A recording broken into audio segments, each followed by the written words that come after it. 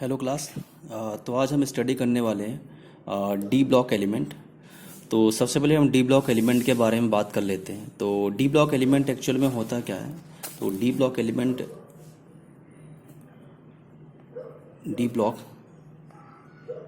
Element के बारे में अगर हम बात करेंगे तो ये क्या होता है, सबसे पहले तो ये थर्ड ग्रुप से लेके ट्वेल्थ ग्रुप तक स्टार्ट होगा। तो थर्ड ग्रुप से लेके ट्वेल्थ ग्रुप तक इस तरह से स्टार्ट होगा कि जैसे फर्स्ट ग्रुप में अब जैसे यहाँ पे अगर पीरियडिक टेबल होगी हमारे पास, तो जैसे कि हमारे पास क्या होता है, ये फर्स्ट ग्रुप होगा, देन हमारे पास ये सेकंड ग्रुप होगा, फिर हमारा यहाँ थर्ड ग्रुप स्टार्ट होता है।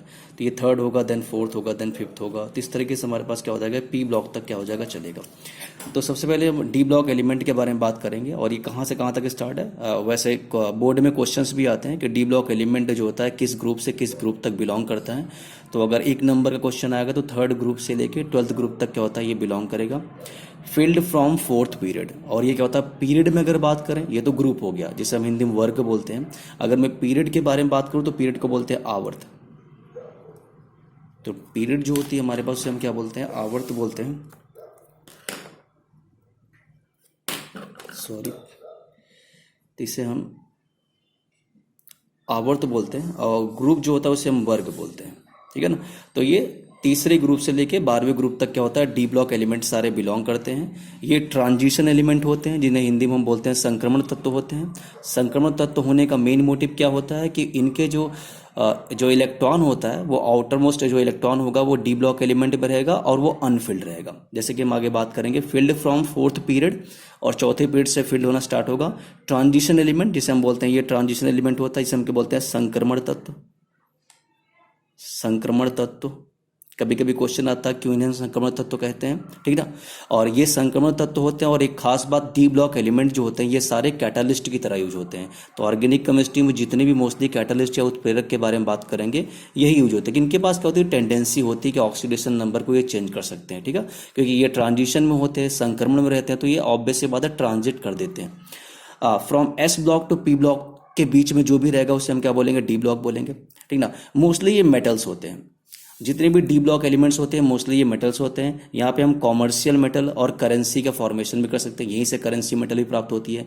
कुछ ऐसे मेटल होते हैं जिसे हम बोलते हैं कॉइनेज मेटल। कॉइनेज मेटल ऐसे होते हैं जैसे कि हमारे पास एजी हो गया, एयू हो गया, कॉपर हो गया, इन्हें हम कॉइनेज मेटल बोलते हैं। कॉइनेज तत्व भी बोलते हैं इन्हें हम। तो कभी कभी एग्जाम में आता है कि कॉइनेज मेटल कौन कौन होते हैं, तो एजी, एयू और सीयू, ठीक ना। तो हम सिल्वर बोल सकते हैं, एंड गोल्ड बोल सकते हैं, और कॉपर बोल सकते हैं। उसके बाद सिक्योरिटी पर्पस के लिए, जैसे कि बहुत सारे ऐसे तत्व होते हैं, एलिमेंट होते हैं या मेटल्स होते हैं हमारे पास जो बहुत स्ट्रांग होते हैं, जिन्हें हम आर्म फोर्सेस में यूज करते हैं, मिलिट्री यूज करते हैं। टाइटेनियम जैसे हो गया हमारे पास, बुलेट प्रूफ जैकेट्स वगैरह होगी या बुलेट्स वगैरह हो गया, तो इनके फॉर्मेशन के लिए हम क्या करते हैं, जो सिक्योरिटी पर्पस के लिए बनाए जाते हैं, इंडियन सिक्योरिटी पर्पस के लिए बनाए जाते हैं हमारे पास, वो आर्म फोर्स के लिए बनाए जाते हैं, तो उन्हें हम बोलते हैं टाइटेनियम बोलते हैं। ये भी क्वेश्चन आ चुका है एग्जाम में, कई बार आता है क्वेश्चन ये कि मतलब वो कौन सा मेटल होता है जिसे हम आर्म फोर्सेस में यूज करते हैं, तो टाइटेनियम उसका आंसर होगा। उसके बाद it consist of element which have incomplete D subshell. सबसे खास बात, ट्रांजिशन एलिमेंट क्यों कहलाते हैं, ये ट्रांजिशन मेटल क्यों कहलाते हैं, क्योंकि क्या होता है, ये इनकम्प्लीट डी सबसेल होता है। इनका जो डी सबसेल होता है वो क्या होता है, इनकम्प्लीट होता है। In its atomic or most stable oxidation state. तो जब इसका मोस्ट स्टेबल ऑक्सीडेशन स्टेट के बारे में बात करेंगे तो जो डी सबसेल होता है वो क्या होता है, हमारा इनकम्प्लीट होता है। जैसे कुछ एग्जांपल्स लेके बात करते हैं, हम आयरन 26 के बारे में बात करेंगे तो हमें पता आर्गन क्या होता है, 18, तो आर्गन 18 हो जाएगा हमारा। फिर 26 की बात करेंगे तो पहले 3d6 एंड 4s2। अगर मैं ऑक्सीडेशन स्टेट के बारे में बात करूं तो ऑक्सीडेशन स्टेट में क्या हो जाएगा, Fe+3। तो Fe+3 में क्या हो जाएगा, अब 3 इलेक्ट्रॉन रिड्यूस करना पड़ेगा, 2 यहां से चला जाएगा और एक यहां चला जाएगा, और ये 3d5 एंड 4s0 हो जाएगा। S तो क्या हो जाएगा, पूरी तरह से अनफिल्ड हो जाएगा, और D हाफ फिल्ड हो जाएगा। तो जो हाफ फिल्ड होती है वो मोर स्टेबल होता है। D या तो फुल फिल्ड हो जाए तब स्टेबल होगा, D या तो हाफ फिल्ड हो जाए तब स्टेबल होगा। तो हाफ फिल्ड की स्टेबिलिटी क्या होती है, मोर होती है, ज्यादा होती है वो इन कंपेरिजन टू इनकम्प्लीट। अगर इनकम जैसे अभी 3d6 है, इसे हम इनकम्प्लीट बोलेंगे तो इसकी स्टेबिलिटी क्या होती है, लेस होती है। लेकिन जब वो अपने ऑक्सीडेशन स्टेट में पहुंच जाएगा Fe3+, तो क्या हो जाएगा, इसे हम स्टेबल स्टेट बोलते हैं। 3d5 में पहुंच गया तो इसका मतलब क्या होता है, ये स्टेबल स्टेट हो गई। इसी तरह से हम आगे मूव करेंगे, हम सारे ऑक्सीडेशन नंबर के बारे में बात करेंगे कि डी ब्लॉक एलिमेंट में। चलिए, तो अब हम बात करते हैं, जैसे कुछ एग्जांपल और ले लिया हमने। कोबाल्ट ले लिया, 27 इसका एटॉमिक नंबर होता है। फिर हम आर्गन से करेंगे 3d7 4s2। सिमिलरली इसी तरह से हम जिंक के बारे में बात करेंगे तो जिंक क्या होता है 30 होता है, argon 18 and then 3d10 and 4s2, ठीक ना। अब यहाँ पे 3d10 क्या होगा, मतलब डी सबसेल का होगा, कंप्लीटली फिल्ड हो गया। तो अगर ये कंप्लीटली फिल्ड है तो इसका मतलब होता है ये क्या होगा, स्टेबल होगा। और अगर स्टेबल होगा इसीलिए ये लास्ट में होता है हमारा, मतलब स्कैंडियम से बात करेंगे, स्कैंडियम से जिंक तक क्या हो जाएगा, ये 3D सीरीज कहलाएगी हमारी। उस 3D सीरीज में क्या होंगे हमारे पास, डी ब्लॉक के एलिमेंट कहलाएंगे और ये कंप्लीटली फिल्ड होता है। तो कंप्लीटली फिल्ड होने का मतलब होता है कि ये ट्रांजिशन में नहीं होगा। ट्रांजिशन में नहीं होगा इसका मतलब क्या होता है, हम कलर के बारे में बात करेंगे। तो जो भी ट्रांजिशन एलिमेंट्स होते हैं, जैसे एफ ब्लॉक एलिमेंट और डी ब्लॉक एलिमेंट हमेशा ट्रांजिशन करते हैं, ये तो ट्रांजिशन मेटल्स कहलाते हैं डी ब्लॉक। लेकिन हम जब एफ ब्लॉक के बारे में बात करेंगे, जब हम 14th सीरीज के बारे में बात करेंगे, एक्टिनाइड और लैंथेनाइड सीरीज के बारे में बात करेंगे, तो लैंथेनाइड और एक्टिनाइड सीरीज जो होती है, जो 14th सीरीज होती है हमारी, वो मोस्टली क्या होती है, उसे हम बोलते हैं इनर ट्रांजिशन मेटल्स कहलाते हैं। वो भी मेटल कहलाते हैं लेकिन उन्हें हम बोलते हैं इनर ट्रांजिशन मेटल, हिंदी में बोलते हैं अंतर संक्रमण तत्व कहलाते हैं। और ये क्या कहलाते हैं, संक्रमण तत्व कहलाते हैं, ठीक है ना। अगर ये कंप्लीटली फिल्ड हो जाएगा तो ऑब्वियस सी बात यहाँ पे कलर नहीं रहेगा। कलर वही एलिमेंट शो करेंगे, मेटल शो करेंगे जिनमें ट्रांजिशन बरकरार रहेगा, मतलब जिसका डी सबसेल क्या रहेगा, वो अनकंप्लीट रहेगा या इनकंप्लीट रहेगा। ऑक्सीडेशन के बारे में बात करते हैं, चलिए ऑक्सीडेशन स्टेट के बारे में। जिंक जो होता है ++2 ऑक्सीडेशन देगा, 4s0 हो गया, 3d10। तो वी डू कंपेरेटिव स्टडी, अगर थोड़ा सा हम कंपेरेटिव स्टडी आप जिंक की कर लेते हैं ड्यूप्लेस। एक चीज और, कैडमियम और मरकरी जो होता है ये भी क्या होता है, कंप्लीटली फिल्ड होती है, याद रखिएगा। तो जिंक हो गया, कैडमियम हो गया और Hg हो गया हमारे पास। नीचे सीरीज और भी आएंगी तो इस तरह से इनको याद रखिएगा, कौन कौन से ट्रांजिशन एलिमेंट ऐसे होते हैं जो कंप्लीटली फिल्ड होते हैं। तो जिंक हो जाएगा, कैडमियम हो जाएगा और मरकरी हो जाएगा। तो अब हम एक क्वेश्चन आता है, उस क्वेश्चन के बारे में बात करते हैं कि क्वेश्चन समटाइम आता है, why do cadmium and mercury fully filled d subshell and they are studied in d block element. तो बड़ा अच्छा क्वेश्चन है, इस क्वेश्चन को समझते हैं। वो बोलता है कि मतलब कैडमियम हो गया और मरकरी होगा, ये फुल फिल्ड होते हैं लेकिन फिर भी ये डी सबसेल में होते हैं और स्टडी की जाती है डी ब्लॉक एलिमेंट में।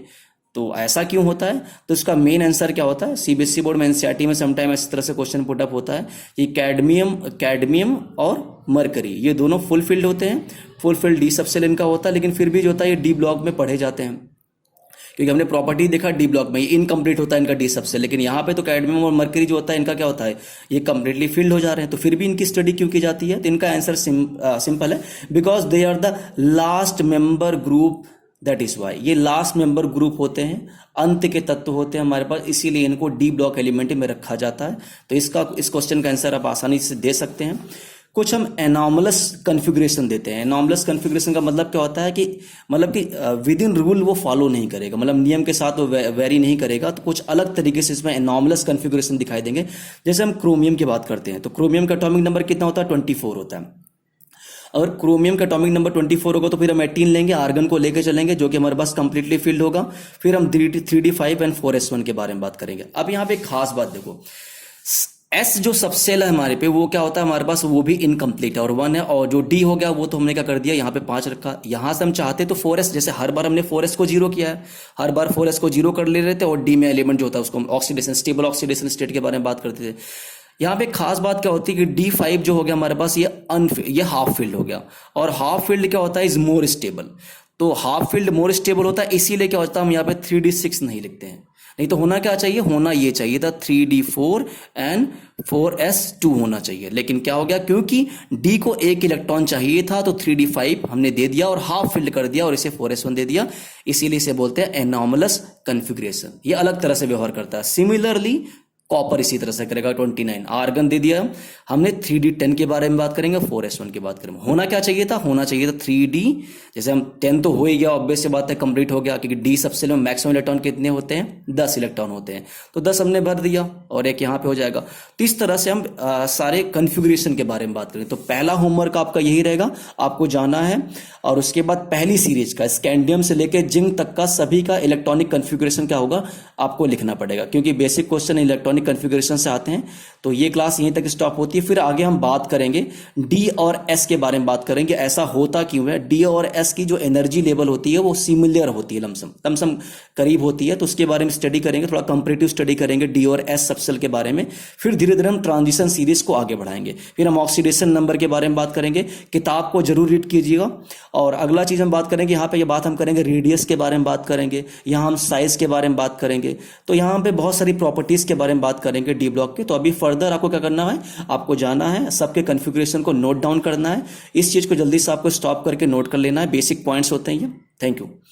और जरूर स्टडी कीजिएगा अपनी बुक से।